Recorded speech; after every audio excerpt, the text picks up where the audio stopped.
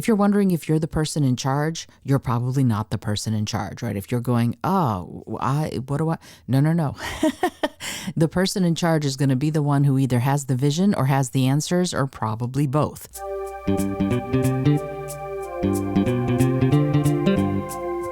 Hello and welcome to the Creative Solutions Podcast. I'm your host, Izolda. Whether you're writing the first sentence of a story or solving the climate crisis, you need to think in new ways. On the show, I interview peak performers who are coming up with those creative solutions. Through creativity, action, inspiration, and innovation, they're changing the world. I also bring you ideas and techniques that you can use to unlock your potential to do the same. And now, let's get to the show.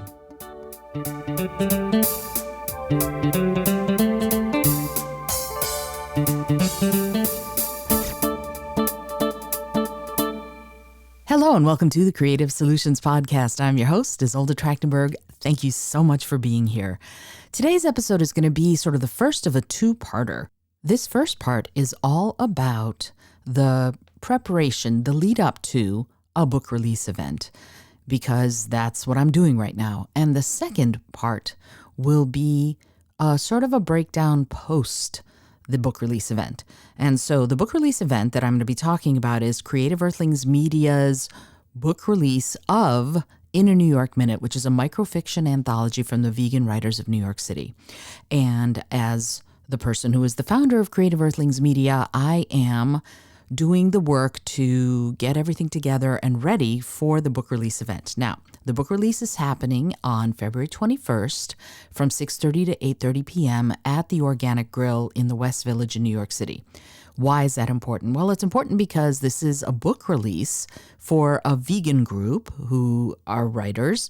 And so as part of getting together where things are going to go, there's sort of a little checklist. Do you want to have a vegan writers group book release event at a steak place? Of course not, right? So when I was looking for the sort of the perfect event space, I wanted to go somewhere where the vegan writers group meets periodically, because the whole point of this is that they're not writers who only write about vegan issues and subjects. Instead, they are writers who happen to be vegan. And so the meetings always take place at some vegan restaurant or other in New York City to not just improve writing skills, but also to give support to the restaurants and cafes that are all vegan in New York City. So as part of sort of the checklist of what do you need to do to prepare for a book release event, you have to do a bunch of stuff. But one of the first things that you need to do is sort of know what your timeframes are going to be. In other words, you have to decide that the book will be in your hot little hands before you actually have the release party. I've heard horror stories about that someone went, yes, we're doing a book release event, and the book doesn't arrive. So you need to know for sure that you've built out enough time between when the book actually, the physical paperback book or hardback book is going to arrive, is going to be before the actual release event. Because can you imagine going, here's the release event, but we have no copies of the book. And then what? Do you send everybody their copies? It just becomes a nightmare. I just want to say it that way. So when you're starting to plan an event, if you're an author or if you're a media person or a marketing person, you have to be doing sort of a blitz about all of this way before any of this stuff, right? You need to be talking about the book. You need to be talking about it in lots of different ways to lots of different people to sort of generate buzz. But on the practical level, you need to know that when you've scheduled the book release, that you're going to have copies of the book. That's one thing. But I sort of got ahead of myself because first and foremost, when you're planning something like this, before even the sort of zero, now we're going to go with zeroths instead of first, you need to know who the buck stops with. You need to know who's in charge. If you're wondering if you're the person in charge, you're probably not the person in charge, right? If you're going, no. The person in charge is going to be the one who either has the vision or has the answers or probably both.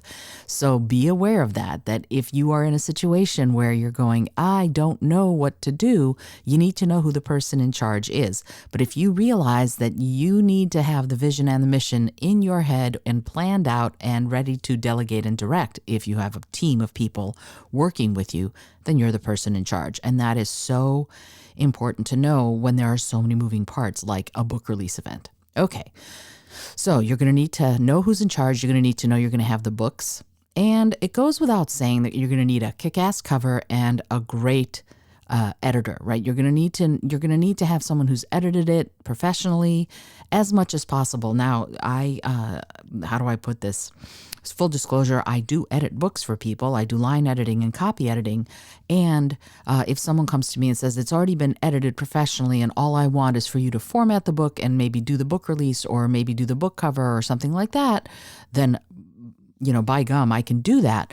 But as much as possible, the onus falls on the authors for independent publishing of any kind to go ahead and get all of that stuff done. And editors are not cheap. A good editor is going to cost you some money, so save your pennies and get that done. And if you decide that you're going to not edit it with using somebody else, for example, you're going to edit it yourself, or you're going to edit it with just you and your beta readers or you and your friends, that's a valid decision.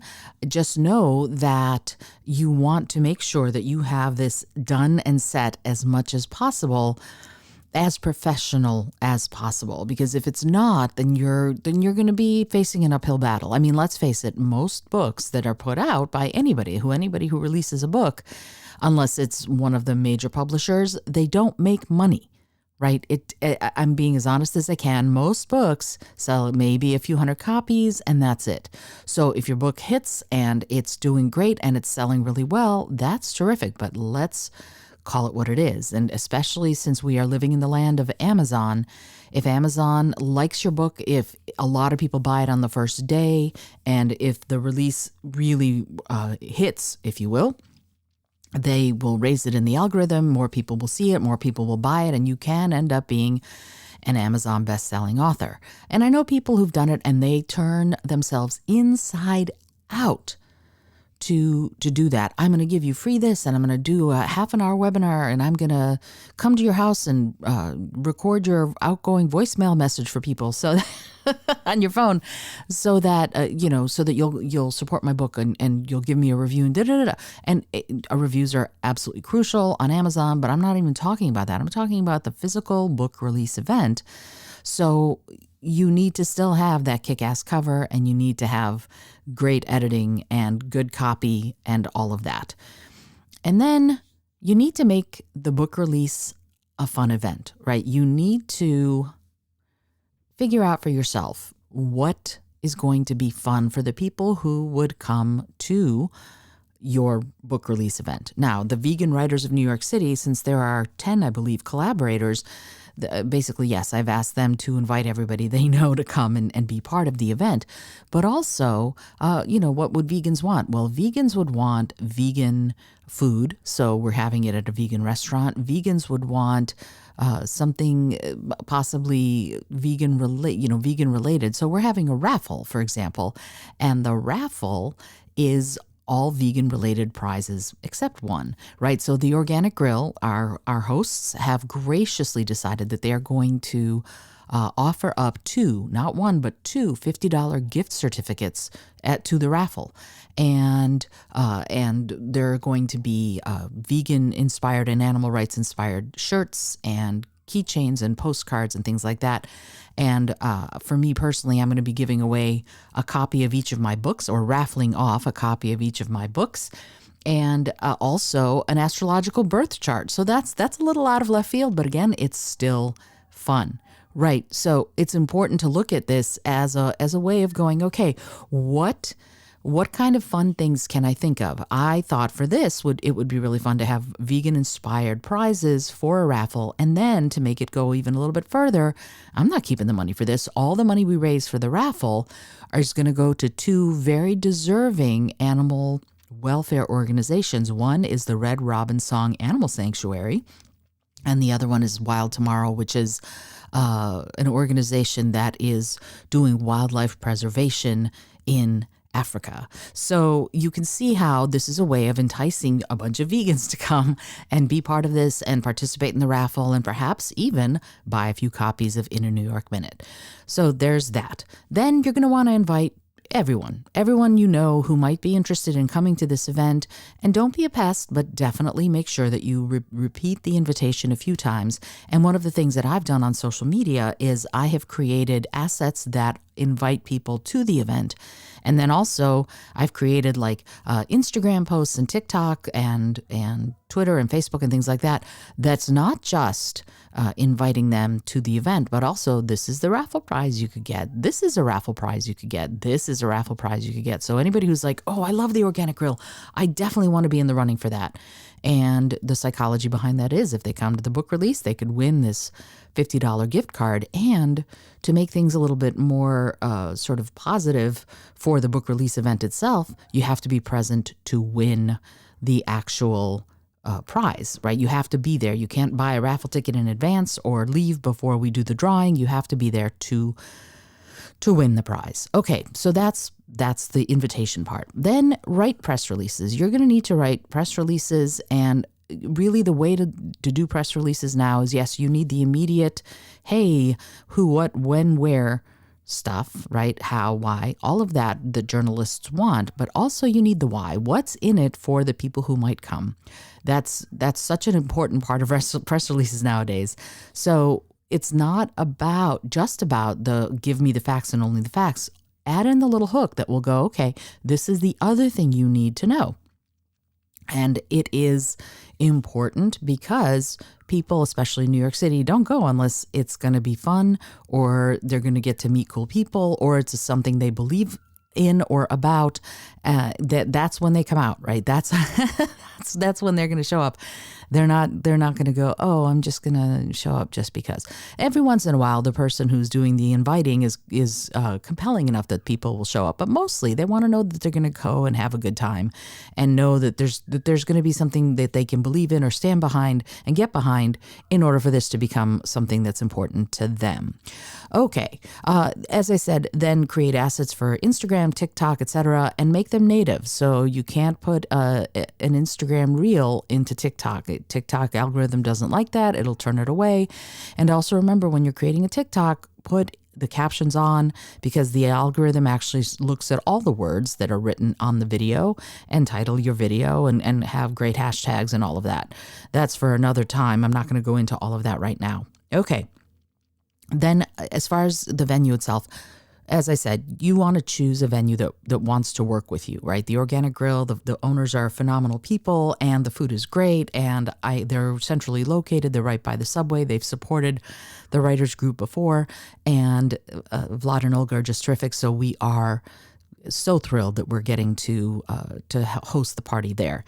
And also, you want to be sure that you, again, don't make a pest of yourself, but remind them. For example, today, I went to the website and I realized that our event, which is taking place in just a few days, wasn't listed in their upcoming events.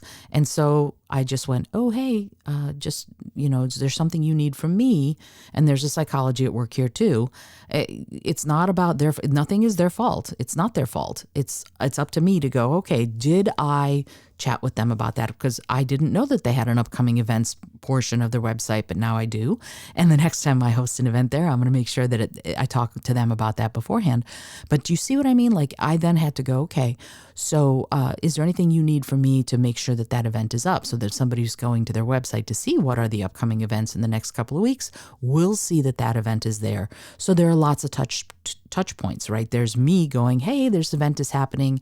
And then there's me talking to the collaborators and going, okay, share this out. Now, here's the thing. They might or they might not share the information out. Some do, and you know who you are, and I'm super grateful that you've been sharing it out and inviting people to come. And some won't. Some simply will go, I'm too shy, or I don't want to, or I wrote this, but I don't want to promote it. And that's the chance you take when you ask for people to be collaborators. Sometimes they'll show up in big, great ways, and sometimes they don't. And if the buck stops with you, nobody cares if you're unhappy. And I'm just going to say it that way. You just have to go, okay. And don't hold it against anybody. Don't go, you jackwad, you didn't blah, blah, blah. No, don't do that. Instead, remember that everybody's the hero of their own story. So I encourage you to go, okay, this is how we are. This is where we're going. This is what we're doing. And this is all for a good cause. Like, yes, I'm hoping lots of copies of the book sell, but really what's exciting to me is that it's letting me get Creative Earthlings Media off the ground. So for me, that's part of what this is getting to do that. But also hold a raffle to promote 2 incredible animal rights and animal welfare organizations. Heck yeah, I'm extremely excited about that. And I don't want to say that I'm even more excited about that than I am about the book release, because the book release is a lot of work. But I'm very excited. And the next time I know that I'm going to, for example, I've just started doing volunteer work with a wonderful cat rescue organization that rescues kitties and finds them forever homes, called Whiskers A Go-Go. And if I had sort of thought through, I might have added them as a third organization to benefit. But I'm going to be holding raffles for every kind of event that I do, because I think it's so much fun. And also, it's a way of supporting these incredible organizations who are working on shoestring budgets. So I'm making inherent to Creative Earthlings Media's mission is giving back in this way, supporting these organizations that are doing incredible work on behalf of animals. So then they actually become collaborators too. And Red Robin Song, Animal Sanctuary, and Wild Tomorrow have both shared that the invitation out also. And I'm super grateful to you, Wendy and Lisa. And by the way, every time I say Wendy and Lisa, I think of Prince. I just do. The Wendy Hapgood and Lisa Robinson are, Lisa is the founder of the Red Robin Song Animal Sanctuary. Wendy is the co-founder of the Wild Tomorrow Fund. They're Wild Tomorrow now. And every time I think of Prince and the Revolution, I know it sounds a little weird, but that's it.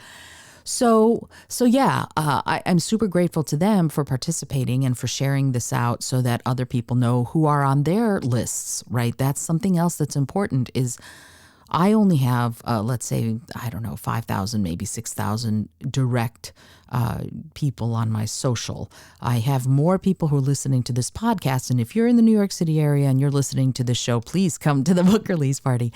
But do you see what I'm saying? Like, if I can get more people with more circles to talk about it, then I have even more people who might come, even more people who might be interested in the book, even more people who might be interested in getting closer to those 2 animal rights and welfare organizations. Or they might be writing a book themselves that someday they'll want to work with Creative Earthlings Media on, right? So there are lots of different reasons to market that way, to share it out, and to really talk about all of this. All right, so then you need to get press. And press means writing those press releases like I've already talked about. But also you can go on podcasts, right? So I've been on a few podcasts talking about this. But remember, podcasts, and you can actually look at and get my my document about how to get on podcasts. I'll put that link in the show notes. You can get a document and also listen to the story about how to get on podcasts if you want. And then, because it's important, there are ways to pitch yourself to get on podcasts. And this is straight from the podcaster's mouth, if you will, because as you're listening to this, I have a podcast. So you can get on podcasts, but remember, as I said, that they are usually a few months out. So if you're promoting something that's going to happen in March, you do not want to be trying to get on podcasts in February, because most of the time, if you record an episode in February, it will not go up until April, May, or June. So right now, for example, I'm recording podcast episodes with the people who are coming on to this show, and their episodes won't air until May. That's just how it is. So for me, I recorded a bunch of podcast episodes about this event back in, I'd say, late November that should be running right about now. So know that. So you can go on podcasts. You can do your own podcast if you want to specifically promote things and talk about things that are really important to you and that you love. You can certainly do that.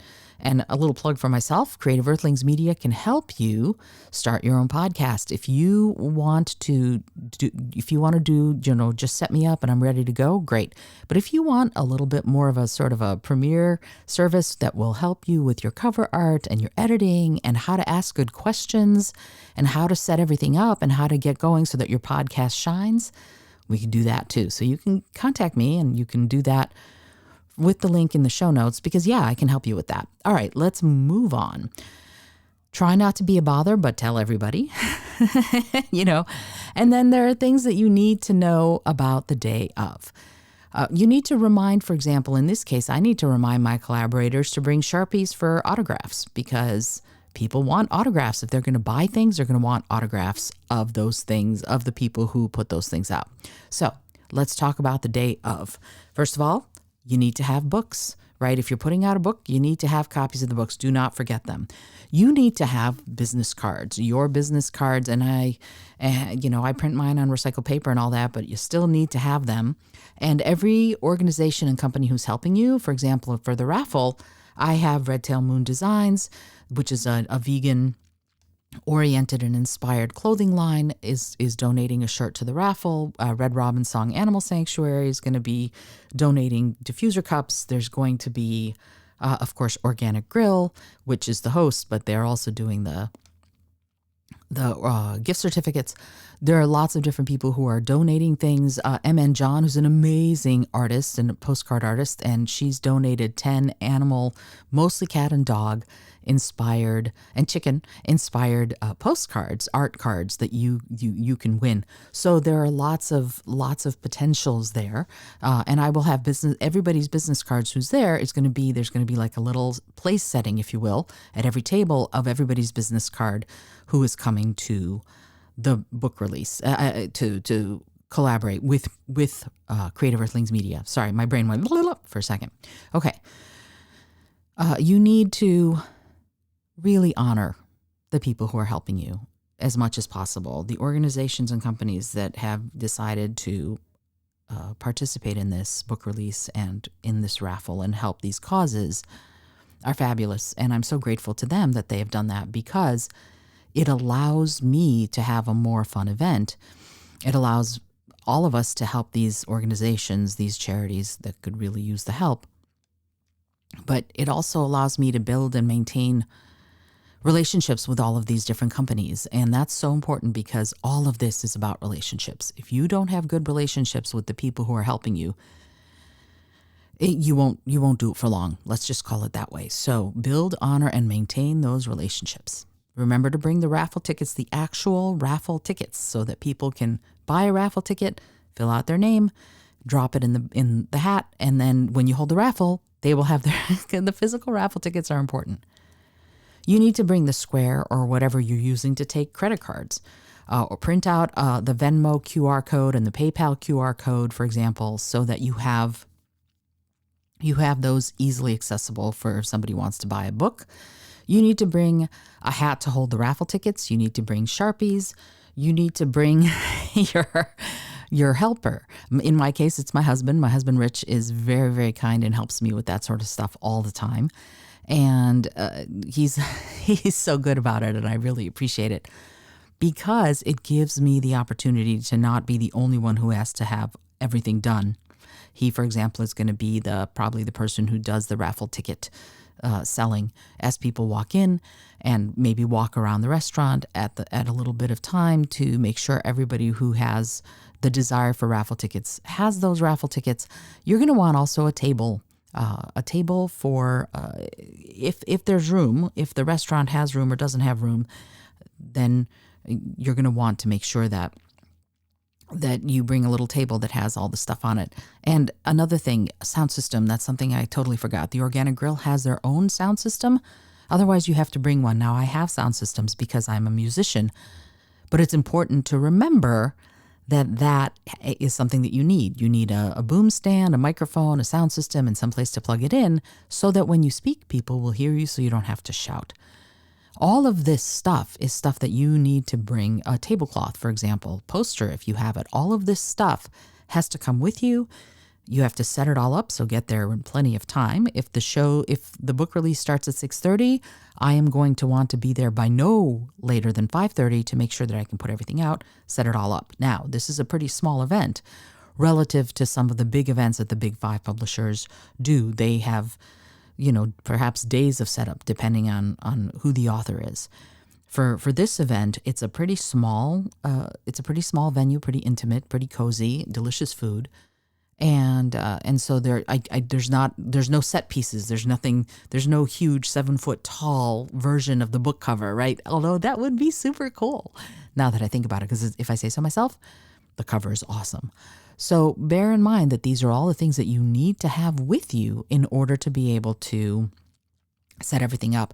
Your laptop, in case you have to do last minute tweaks of anything. If you want to tweet things out, make sure your phone is charged. All of that stuff has to be sort of part of your go-to kit, or your go bag, if you will. Mine is a go box or a go tub, but you will still need to bring all of that with you so that you have it all together and ready to go when you need it. And then you'll have the event, and then you'll strike it, and everything will go beautifully and brilliantly well. You'll sell lots of books. Everybody will know about it. You'll get more members to the Vegan Writers of New York City group, or your group if you have one, whatever it is you're doing.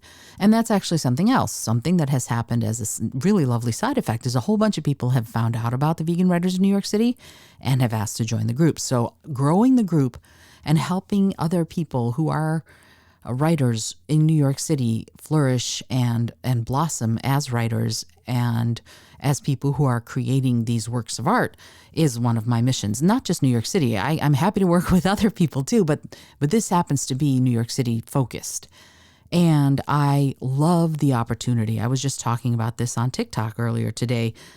A few years ago, my husband and I made the move from the Washington, D.C. area to here in New York City. And I pinch myself regularly that I get to live here. It is amazing. It is beyond anything I could have ever dreamed. And it gives me the opportunity to follow my dreams of creating art and helping other people find their own creativity, whether or not you're an artist, by the way. That's something that I've been thinking about a lot. I think we're all creative. I think we all have incredible imagination. Some of us need a little help remembering or unleashing our imagination. So when I coach people how to unleash their inner creative and really start living that kind of really amazing, juicy life, we talk a lot about that, about having the confidence to do it. And this anthology, a lot of the people who are in the anthology, this is their first time in a book.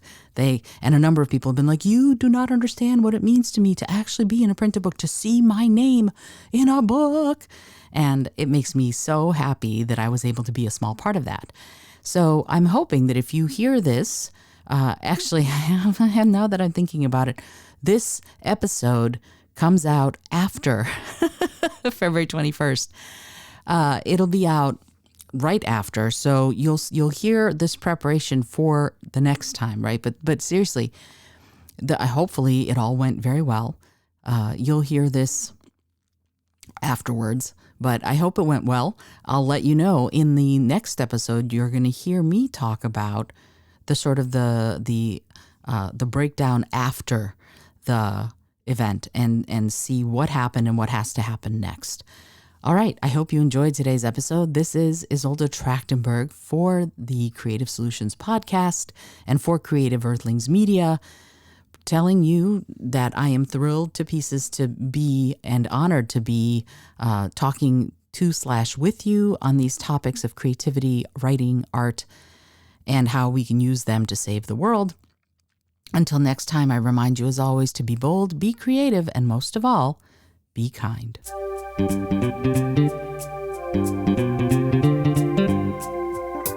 Thank you so much for joining me today. I really appreciate you being here. Please subscribe to the podcast if you're new, and it would mean the world to me if you told a friend about it.